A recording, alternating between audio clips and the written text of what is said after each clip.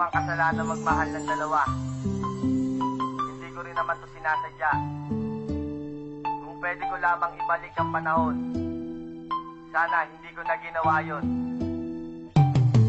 Kasalanan ba ng taong magmahal ng dalawa? Kasalanan rin ba nating magmahal ng iba? Bakit ba tayo ganito, hindi kontento sa isa? Meron nga bang pagkukulang upang humanap ng iba? Kaya ngayon pakinggan nyo ang daloy ng aking buhay, tungkol sa dalawang babaeng minahal ko ng sabay, inibig ko ng tunay. Ito'y parehas at pantay, pero hiling ko lang naman sanay, huwag kayong mag-away. Nag-umpisa ang mga to nang ako ay napatambay. May nakita akong babae at siya sa akin sumabay. Tinanong aking pangalan at kinuha aking number. Di ko sukat akalain puso niya sa akin ay hyper. At sumapit na ang araw na maging magkasintahan, magkasama araw-araw at sabay pang maghapunan. Ngunit meron disgrasya na sa amin ay bumangga. Yun ay nabuntis ko siya kaso hindi pa ko handa.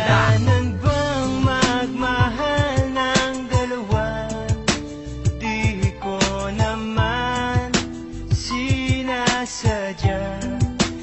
Kung pwede lamang ibalik ang panahon, hindi ko gagawin yon.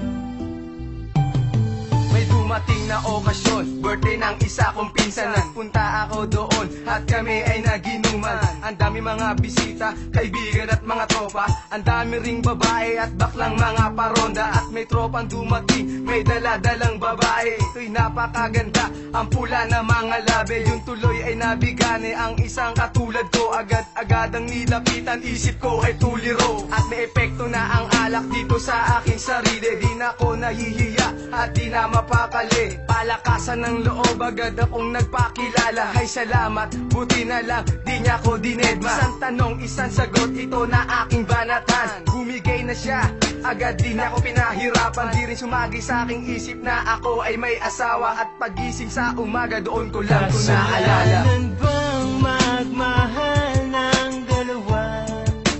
Di ko naman sinasadya.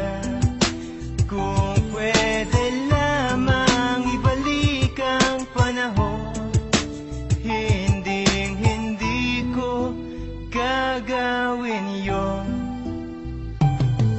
Ako ay nag-iisip kung ano ang gagawin. Iniisip ko na rin kung paano pagsasabayin aking nagsisilbing asawa at ang syota kong isa. Ano kaya ang mangyayari pag nakita na sila? Patay-patayan na ako pag nangyari na ito. Malaking kaguluhan pag ako ay nabuko. Pero sana wag naman kasi hindi pa ako handa na talikuran ng magulang ng tinuring kong asawa. Kasi sila ang nagturo sa akin na maging masipag. Sila rin ang nagbigay sa akin ng isang sagip na ang lahat ng problema meron tong solusyon. Umisip tayo ng mabuti para maging konklusyon. Ito aking sitwasyon, gusto kong kalimutan na ang aking naging kabit. Sana'y wag nang humabol pa. At pangako ko na rin na siya ang nakalaan. Makasama ko sa buhay, ligaya walang handa. Kasalanan bang magmahal ng dalawa?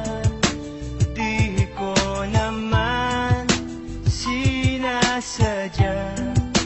Kung pwede lamang ibalik ang panahon, hindi ko gagawin yon. Kasalanan bang magmahal ng dalawa? Di ko naman sinasadya.